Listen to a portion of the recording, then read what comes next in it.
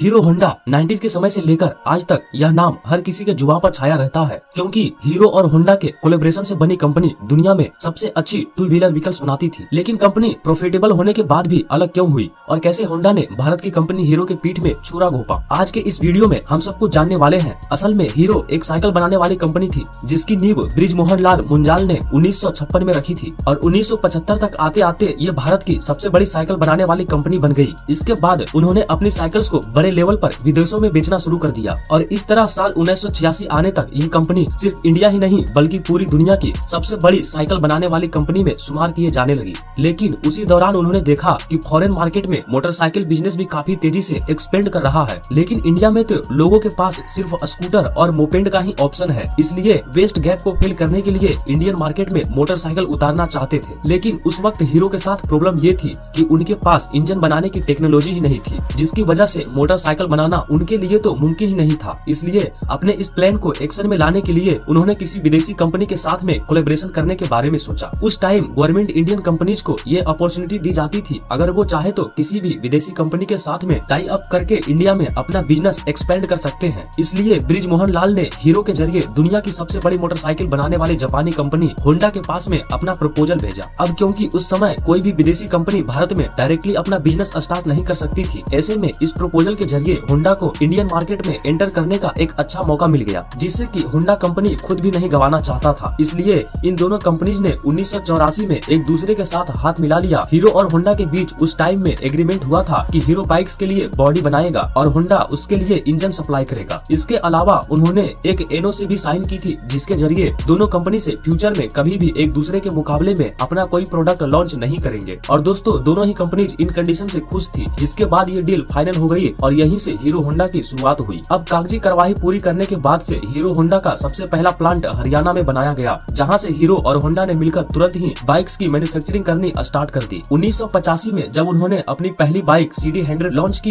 तो फिर यह बहुत तेजी से पॉपुलर हुई, क्योंकि इंडियन मार्केट में एक तो बाइक का कॉन्सेप्ट नया था और दूसरा इस बाइक का माइलेज बहुत ही कमाल का था। इसके अलावा उन्होंने अपनी बाइक को प्राइस सेगमेंट से लॉन्च किया था, जो कि हर मिडिल क्लास फैमिली के लिए अफोर्डेबल हुआ करता था। साथ ही उन्होंने अपना मार्केट कैंपेन भी बहुत ही प्रभावी तरीके से तैयार किया था, जहां इनके टैग लाइन इसमें पेट्रोल फिल करके भूल जाइएगा, इस टैग लाइन का भी लोगों पर काफी ज्यादा असर हुआ और लोग इस बाइक के दीवाने हो गए थे, क्योंकि उन्हें स्कूटर वाला माइलेज बाइक में मिल रहा था। लेकिन उसी दौरान जापानी करेंसी में उछाल आ गया, जिसकी वजह से जितनी भी स्पेयर पार्ट्स जापान से आते थे वो काफी ज्यादा महंगे होने लगी और हीरो होंडा को अपनी बाइक से अफोर्डेबल बनाने में काफी दिक्कत आने लगी। असल में यहाँ प्रॉब्लम यह भी थी कि उस वक्त हीरो होंडा के कई सारे कॉम्पिटिटर्स इंडियन मार्केट्स में आ चुके थे, जैसे सुजुकी, यामाहा, बजाज और TVS। लेकिन ये सारे ब्रांड्स सिर्फ शहरी इलाकों में रहने वाले कस्टमर पर ही फोकस करते थे। लेकिन वही अगर हीरो होंडा को देखा जाए तो उनका मेन फोकस इंडिया के मिडिल और लोअर क्लास कस्टमर पर था, जो कि एक अफोर्डेबल सोल्यूशन चाहते थे। और यही वजह थी कि हीरो होंडा की बाइक सिर्फ शहरों में ही नहीं बल्कि पूरे भारत में ही सबसे ज्यादा सेल होती थी। और यही सब देखते हुए कंपनी अपनी बाइक्स का प्राइस नहीं बढ़ाना चाहती थी। यहाँ तक कि इसी की वजह से कंपनी को काफी लंबे अरसे तक लॉस का भी सामना करना पड़ा। लेकिन 1990 में जब डॉलर का एक्शन जो प्राइस रेगुलेट हुआ, तो फिर हालात थोड़े सुधरने शुरू हो गए और देखते ही देखते कुछ ही समय में हीरो होंडा एक बार फिर से अपनी बाइक्स पर प्रॉफिट कमाने लगा और अगले कुछ ही सालों में कंपनी का प्रॉफिट 10 मिलियन डॉलर्स को भी क्रॉस कर गया, जो कि उस जमाने में एक बहुत बड़ा नंबर था। अब यहाँ तक तो चीजें ऊपर ऊपर से काफी अच्छी नजर आ रही थी, लेकिन अंदर से सिचुएशन बहुत पहले से ही खराब होने शुरू हो गई थी। दरअसल कंपनी के मैनेजमेंट में शुरू से ही कई तरह की प्रॉब्लम्स चल रही थी,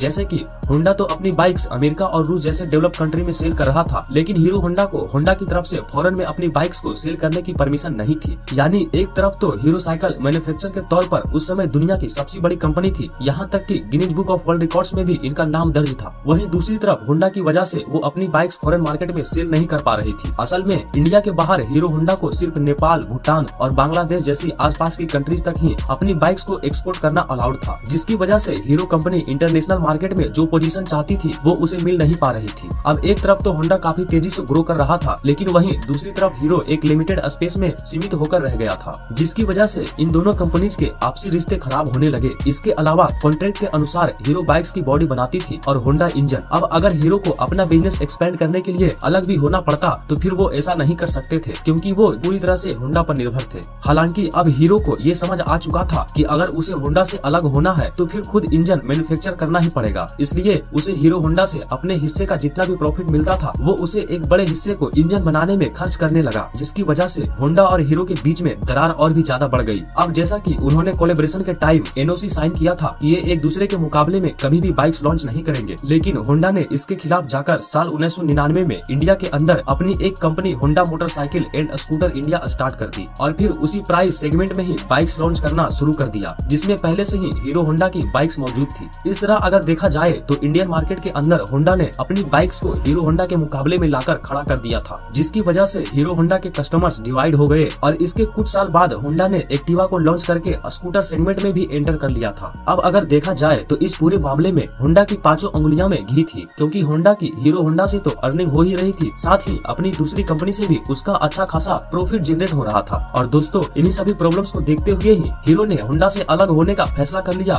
और फिर 2010 में जाकर दोनों ही कंपनीज हमेशा के लिए अलग हो गई। हीरो होंडा ने इन दोनों कंपनियों में 26% शेयर थे, जिसके चलते होंडा मोटर्स ने अपने हिस्से के सारे 26% कंपनी को ही बेचने का फैसला किया। और दोस्तों, हीरो कंपनी के प्रोमोटर ब्रिजमोहन होंडा के ये शेयर 1-2 अरब डॉलर में खरीद कर अपना खुद का कारोबार हीरो मोटोकॉर्प के नाम से आगे बढ़ाया। अब जब ये दोनों कंपनी अलग हुई थी तब ज्यादातर लोगों ने ये कहा था कि होंडा के बिना हीरो मार्केट में कभी भी सर्वाइव नहीं कर पाएगा, लेकिन अगर आज की बात करें तो इस समय हीरो मोटो को आपको दुनिया की सबसे बड़ी मोटरसाइकिल बनाने वाली कंपनियों में शुमार किया जाता है। बाकी आज की हमारे इस वीडियो में बस इतना ही था। वीडियो आपको कैसी लगी हमें कमेंट करके जरूर बताइएगा। आपका बहुमूल्य समय देने के लिए बहुत बहुत धन्यवाद।